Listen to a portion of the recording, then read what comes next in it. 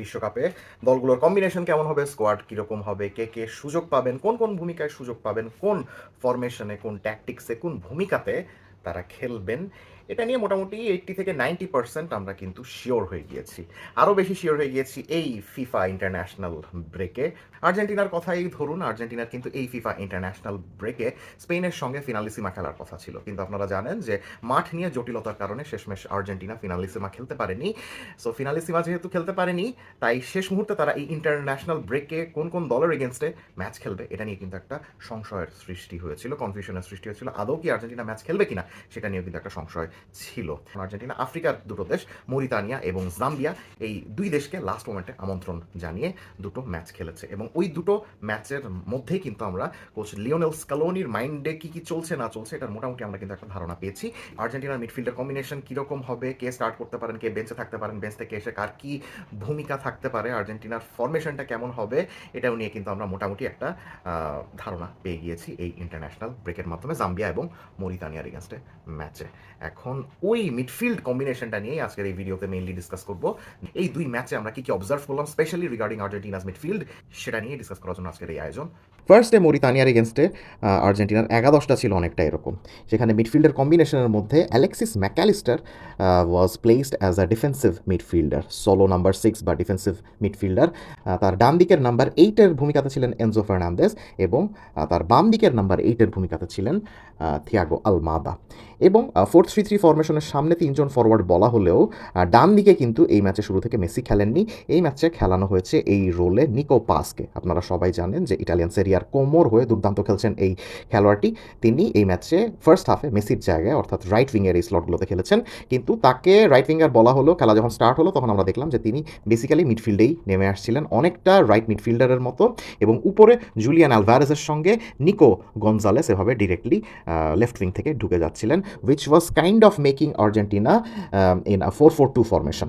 Enzo Fernandez এবং Thiago Almada was very much flexible in terms of roaming everywhere. থিয়াগো আলমাদাকে এই জোনে রাখা হলেও তিনি ডান দিকে চলে আসছিলেন, আবার এনজো ফার্নান্দেজকে কিন্তু এই সকল জোনে রাখা হলেও তিনি বাম দিকে চলে আসছিলেন। তারা যথেষ্ট ইন্টারচেঞ্জ করছিলেন এভাবে, কিন্তু অ্যালেক্সিস ম্যাকালিস্টার সেরকম ইন্টারচেঞ্জ করেননি কারোর সাথে, তিনি এরকম সিটিং মিডফিল্ডারের ভূমিকাতেই ছিলেন। নাম্বার 6 হিসাবে অ্যালেক্সিস ম্যাকালিস্টারের খেলা যে খুব বেশি আউটস্ট্যান্ডিং ছিল সেটা আমি বলবো না। আমার দৃষ্টিতে তিনি কখনোই প্রপার একজন নাম্বার 6 ছিলেন না। তাকে যদি সামনে রাখা হয় তাহলেই তিনি আরও বেটার আউটপুট দিতে পারেন। সো ওই জিনিসটা কিন্তু আমরা মরিতানিয়ার এগেনস্টে ম্যাচেও দেখতে পেয়েছি। এখন এই জিনিসটা আমাদের মাথায় রাখতে হবে যে মরিতানিয়ার মতো দল কিন্তু অনেক দুর্বল। তাদের এগেনস্টেই যদি অত বেশি সাকসেসফুল খেলা না দেখাতে পারেন তাহলে ওই পজিশনে তাকে খেলানোটা কতটুকু যৌক্তিক সেই জিনিসটার ব্যাপারে কিন্তু আমাদের চিন্তা করার সময় এসেছে। সো এটা ছিল মোটামুটি ফার্স্ট হাফে আর্জেন্টিনার খেলা। এরপরে যে জিনিসটা হয়, সুন্দর মতো নিকো পাজের জায়গায় লিওনেল মেসি চলে আসেন, নিকো গনজালেজের জায়গায় রদ্রিগো ডি পলকে নামানো হয়। আপনারা সবাই জানেন গত কয়েক বছরে আর্জেন্টিনার সাফল্যের অন্যতম রেসিপি হলো গিয়ে 4-3-3 ফরমেশন। আর্জেন্টিনা যখনই খেলতো মেসি এই সকল জোনগুলোতে খেলতেন এবং তার পিছনে তাকে ডিফেন্সিভ সলিডিটি দিতেন রদ্রিগো ডি পল। সো সেকেন্ড হাফে যখন মেসি এবং ডি পল নামলেন তখন ডি পল কিন্তু এই সকল জোনগুলোতেই খেলছিলেন, যেখানে মেসি খেলছিলেন তার একটু নিচে। ফলে অনেক সময় দেখা যাচ্ছিল যে উপরে জুলিয়ান আলভারেজ এবং মেসি খেলছিলেন এবং পেছনে, ঠিক মেসির পেছনেই ছিলেন এই সকল জায়গাগুলোতে রদ্রিগো ডি পল। ধীরে ধীরে আলমাদা, ম্যাকালিস্টার, এনজো ফার্নান্দেজ সবাইকেই নামানো হয়। ফ্র্যাঙ্কো মাস্তান্তুয়ানো চলে আসেন, একে একে এজেকিয়েল প্যালাসিওস চলে আসেন। পরবর্তীতে দেখা যায় যে হুলিয়ান আলভারেজের জায়গায় ফ্ল্যাকো লোপেস চলে আসেন এবং উপরে ফ্ল্যাকো লোপেস এবং মেসি খেলতে থাকেন, এবং পেছনে মিডফিল্ড সম্পূর্ণ চেঞ্জ করে দিয়ে মাস্তান্তুয়ানো, গিলিয়ানো সিমিওনে এবং রদ্রিগো ডি পলকে ঠিক এই ধরনের একটা ফরমেশনে নিয়ে আসা হয়। গিলিয়ানো সিমিওনে মোটামুটি লেফটে ছিলেন, মাস্তান্তুয়ানো রাইটই থাকার চেষ্টা করছিলেন, এবং ডি পল এবং মেসি এই ধরনের জোনগুলোকে কভার করছিলেন, এবং ডিফেন্সিভ মিডফিল্ডারের ভূমিকাতে শেষ মুহূর্তের কিছুটা সময় খেলেছিলেন পালাসিওস। সো মোটামুটি ফার্স্ট ম্যাচে আমরা আর্জেন্টিনাকে এরকমই দেখতে পেয়েছি। সেকেন্ড ম্যাচে আর্জেন্টিনার মিডফিল্ড কম্বিনেশন ছিল নাম্বার 6-এর ভূমিকায় খেলেছেন লিয়ান্দ্রো পারেদেস, এবং বাম দিকে খেলেছেন এনজো ফার্নান্দেজ, ডান দিকে খেলেছেন অ্যালেক্সিস ম্যাকালিস্টার। এই ম্যাচে আমরা আর্জেন্টিনার মিডফিল্ডকে কম্প্যারেটিভলি একটু রিজিড দেখি, অর্থাৎ লিয়ান্দ্রো পারেদেস একদম সিটিং মিডফিল্ডারের ভূমিকাতেই ছিলেন, তিনি অত বেশি ফ্লুইড মুভমেন্ট করেননি। একই কথা বলা যায় এনজো ফার্নান্দেজ এবং অ্যালেক্সিস ম্যাকালিস্টারের ক্ষেত্রেও, দুজন তাদের নিজ নিজ পজিশন থেকে অত বেশি কিন্তু সরেন নাই। এই ম্যাচের ফার্স্ট হাফে মেসির পেছনে ওই জায়গাগুলোতে ডিফেন্সিভলি কভার দিচ্ছিলেন ম্যাকালিস্টার, এবং এনজো ফার্নান্দেজ এবং উপরে থাকা থিয়াগো আলমাদা লেফটের জায়গাটা অনেক বেশি কভার করছিলেন। এই ম্যাচেও যথারীতি উপরে আর্জেন্টিনা ইভেনচুয়ালি দুজন ফ্রন্টম্যান নিয়ে খেলে, that is Julian Alvarez and Lionel Messi. উপর থেকে থিয়াগো আলমাদা একটু নেমে এসে যে লেফট মিডফিল্ডারের জোনগুলোতে খেলছিলেন, এবং আর্জেন্টিনা ফার্স্ট হাফে এই ম্যাচটা এভাবেই খেলতে থাকে। এরপরে সেকেন্ড হাফে যখন একাদশে চেঞ্জ আসে তখন আস্তে আস্তে আমরা Rodrigo De Paul, Giuliano Simeone, Valentin Barco, Maximo Perrone সবাইকে কিন্তু মোটামুটি দেখতে পেয়েছি। সো সেকেন্ড হাফে আমরা যে জিনিসটা দেখলাম, নাম্বার 6 এর ভূমিকাতে ছিলেন Maxximo পেরোনে। Valentin Barco was very bright spot in this match, যিনি কিনা খুবই ফ্লুইড খেলেছেন, ডান দিকে বাম দিকে মোটামুটি কম্বিনেশন করে সব জায়গাতেই খেলছিলেন, কোনো নির্দিষ্ট পজিশনে ফিক্সড ছিলেন না। এখানেও রদ্রিগো ডি পল আবার এই ম্যাচে মেসির পেছনে পেছনে সবসময় না থেকে তিনিও কিন্তু বাম দিকের জোনগুলোতেই কভার করার চেষ্টা করেছেন। অ্যান্ড গিলিয়ানো সিমিওনেও একটা ফ্লুইড রোলে খেলেছেন, যে তাকে আমরা বাম দিকেও দেখেছি, ডান দিকেও কিন্তু দেখেছি। সো বেসিক্যালি এই ম্যাচেও কিন্তু আমরা দেখেছি যে আর্জেন্টিনা 4-3-3-তে শুরু করলো, ইভেনচুয়ালি 4-4-2-তেই চলে যাচ্ছিল। এখন এই দুইটা ম্যাচ দেখে অন্তত একটা জিনিস নিশ্চিত যে আর্জেন্টিনার কোচ লিওনেল স্কালোনি 4-3-3 ফরমেশনে খেলান বা 4-4-2 ফরমেশনে খেলান, মেইন ডিফেন্সিভ মিডফিল্ডার বা নাম্বার 6, বা আমরা যদি তাকে রেজিস্টাও বলি, তাহলে ওই রোলটাতে যিনি খেলবেন তিনি খুব সম্ভবত এনজো ফার্নান্দেজ হতে যাচ্ছেন না। আপনারা সবাই জানেন যে গত কয়েক বছরে আর্জেন্টিনার যত সাফল্য, সেটার পিছনে one of the main reason হলো এনজো ফার্নান্দেজের নাম্বার 6 ভূমিকাতে খেলা। কিন্তু তিনি তার ক্লাবে চেলসির হয়ে এই সিজনে একদমই সেভাবে নাম্বার 6-এ খেলছেন না, হয় ডাবল পিভোটে খেলছেন, ডাবল পিভোটে খেললেও দেখা যায় যে তিনি নাম্বার 8-এর মতো সামনে চলে যাচ্ছেন এবং একটা box to box goal scoring মিডফিল্ডারের ভূমিকাতে উনি খেলছেন, যেই ভূমিকাতেও তিনি অসাধারণ খেলছেন। কিন্তু আর্জেন্টিনার কম্বিনেশনে আমার কাছে সবসময় মনে হয় যে Enzo Fernandez is great when he is placed as a number 6, because তার ভিশন, তার পাসিং এক্সিকিউশন সেগুলো টপ নচ, এবং ওরকম একটা টপ নচ মিডফিল্ডারের নাম্বার 6 পজিশনেই থাকা দরকার।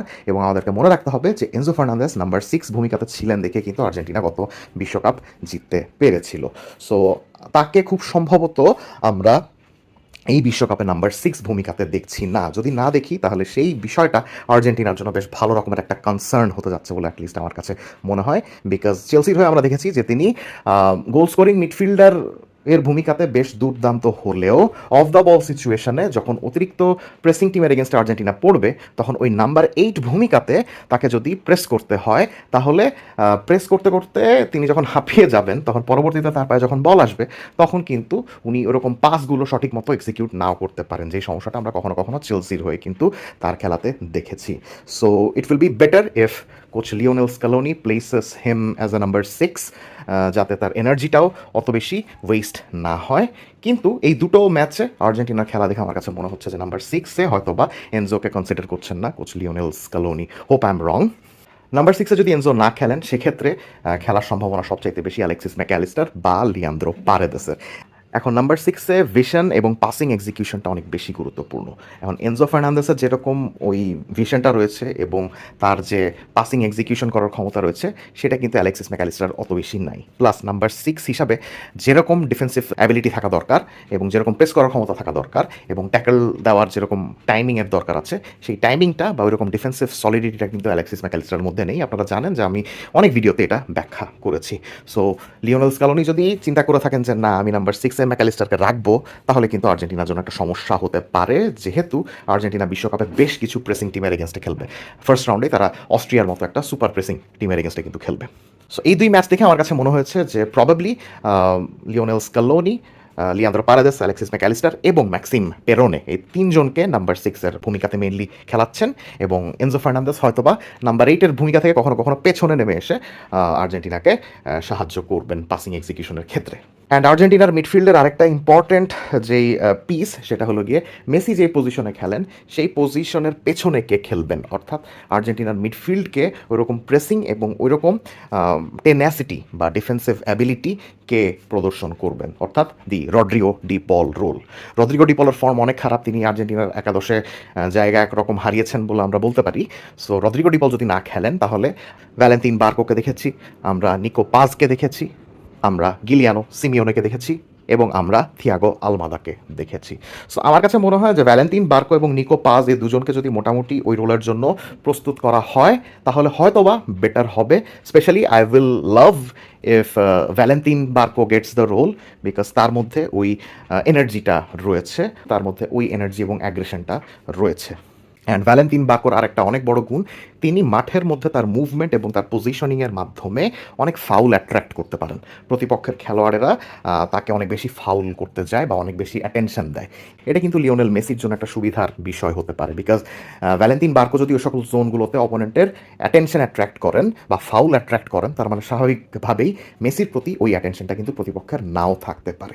সেটা যদি না থাকে, তাহলে কিন্তু স্পেস একটা ক্রিয়েট হবে এবং সেই স্পেস ইউটিলাইজ করে আর্জেন্টিনা গোলের সুযোগ সৃষ্টি করতে পারবে। সো মোটামুটি এই ধরনেরই অবজারভেশন কিছু আমরা দেখলাম আর্জেন্টিনার মিডফিল্ডে জাম্বিয়া এবং মরিতানিয়ার এগেনস্টে ম্যাচে। বিশ্বকাপে আর্জেন্টিনার মিডফিল্ড কেমন হতে পারে এবং কোন খেলোয়াড়কে কেমন পজিশনে দেখতে চান কমেন্ট সেকশনে জানিয়ে দিবেন। Let's have a discussion.